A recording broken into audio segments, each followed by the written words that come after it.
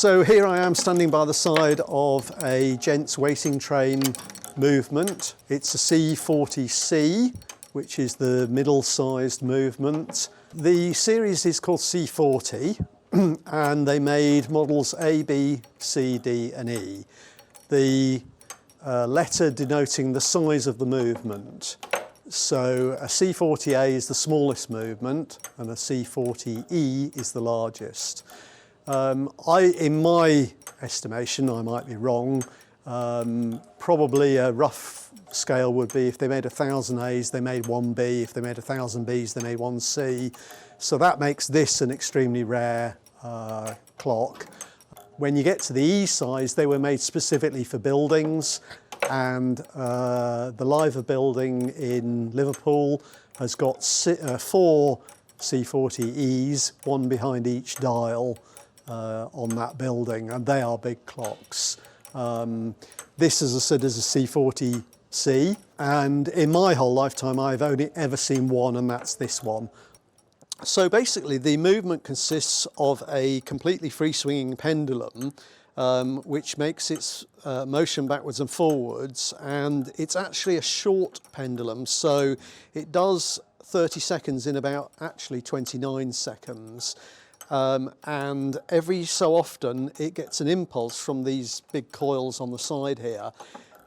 You saw it do it then. There's a hip toggle here which basically allows that little lever to swing backwards and forwards for the majority of the time, and every now and then when the arc of the pendulum decays, that hip toggle actually drops into that little slot there and closes an electric circuit through these two contacts here, and then the coils give the pendulum an impulse. So that happens about every 17 swings of the pendulum. There we are, it happened again then. And as you can see, once that impulse has been given to the pendulum, it then keeps going for another 17 swings before it has another impulse. The reason for that periodic impulse is that the impulse to the pendulum needs to be dependent on the amount of effort that the clock is using to drive the dials. As it is now, not driving dials, it makes about 17 swings. If you can imagine that it's driving 4 dials and there are hands covered in ice and snow and birds and everything else, then it may well impulse a lot shorter number of swings than 17. And by that effect, it will be putting more energy into the system of driving the dials themselves. As I was saying, the pendulum makes its swing in 29 seconds, but effectively it's 30 seconds. And what happens is that in a minute you will see this wheel that's turning round. It actually holds up there by this latch here, and there, that's when the master clock releases it. That's when it starts to continue to do its piece. So in the 30 seconds that the master clock is counting, that's the release of the waiting train to continue, the waiting train always being ahead of that 30-second period. So the reason it's called a waiting train is because it is waiting for the master clock to tell it to continue.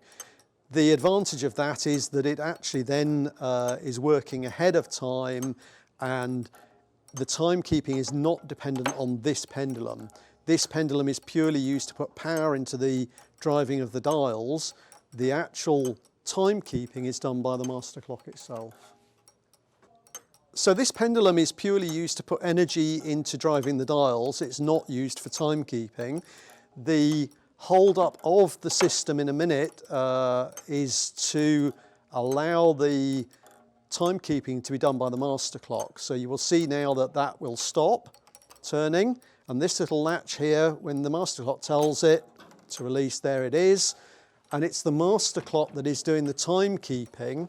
So this has the accurate pendulum. It's got an invar rod to the pendulum, and it's possible to adjust that pendulum to make it really, really accurate. And that pendulum is then what tells the waiting train to continue on its motion. So the pendulum is swinging backwards and forwards, and this little pin here is moving this wheel round. And there are notches in this wheel that this pendulum is actually pushing round. There is one notch that is a little bit deeper than all the others, and you'll see that come round in a minute. It's where that dot is there.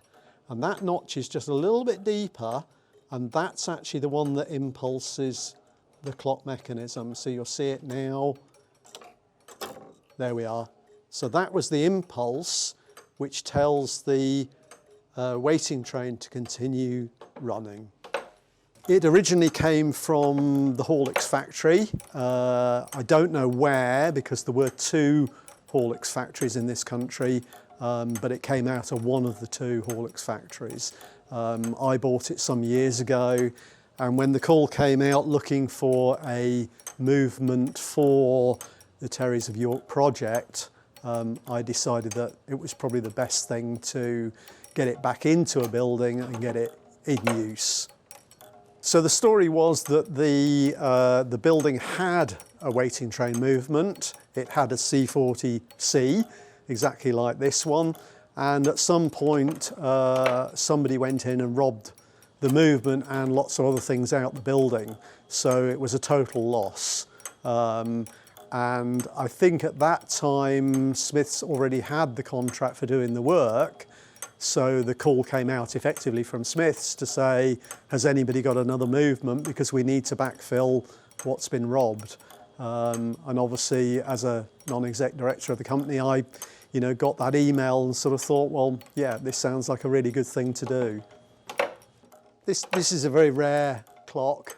It's been in my workshop for 4 years, running away in the background.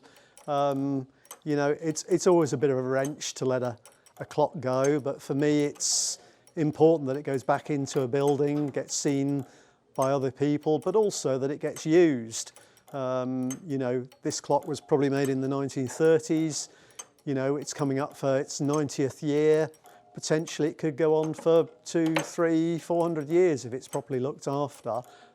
So it will still be marking time long after the rest of us are long gone, me included.